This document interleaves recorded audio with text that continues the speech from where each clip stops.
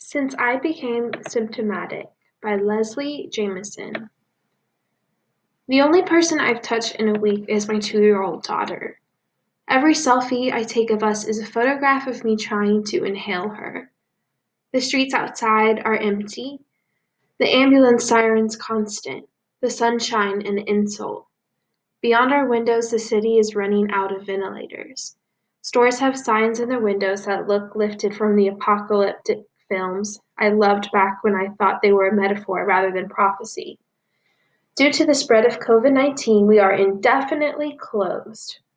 My daughter and I haven't left the apartment in 4 days, ever since I became symptomatic. That's a lie.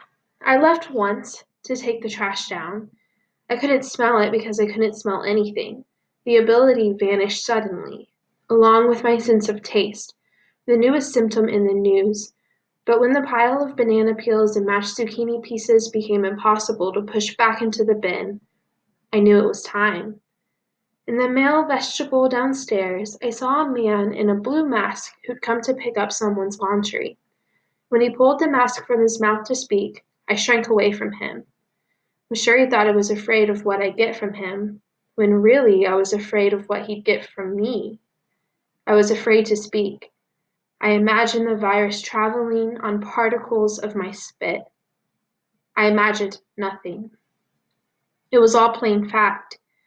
Why couldn't I just tell him, I have the virus?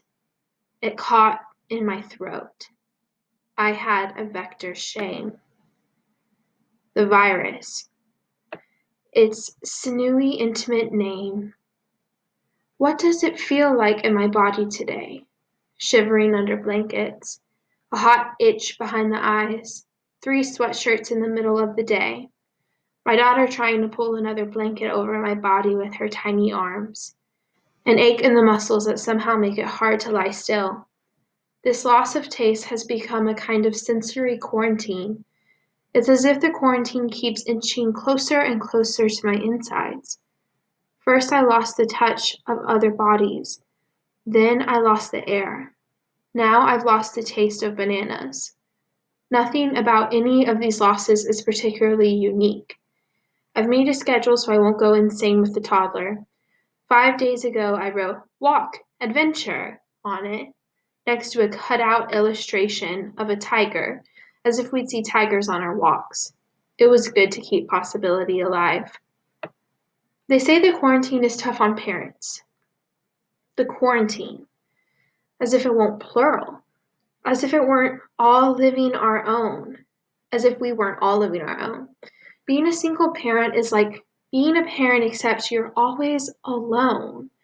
Being a single parent in quarantine is like being a parent except the inside of your mind has become an insane asylum, echoing with the sound of your own voice reading the same picture books over and over again. Mr. Rabbit, I want help. The dark was not hard to find.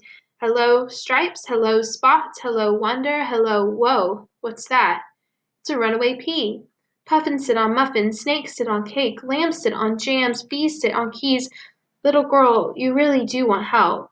You must do something to make the world more beautiful. Right, yes. Today, in this doomed world, something beautiful for her. On our schedule, I thought of many possible stimulating games, all of which are harder to imagine playing with the virus in my blood. Tea party, dance party, tearing up tissue paper party. I can still imagine watching the live feed from the zoo, but it's hit and miss. Sometimes it's just a koala with his eyes closed who looks ill, like the rest of us. It hardly matters what I put on the schedule anyway. My daughter knows what she likes. Her favorite game is leaping headfirst from the laundry onto the hardwood. Her second favorite game is stuffing my bras in the garbage. Her third favorite game is squirting diaper cream on the floor and then handing me one of her wipes and saying, "Wipe." When I give her a look, she smiles slyly. "Wipe, please." She knows the drill. The only way I can write any of this is to sit with her on the floor and give her a pen and notebook of her own so she can scribble beside me.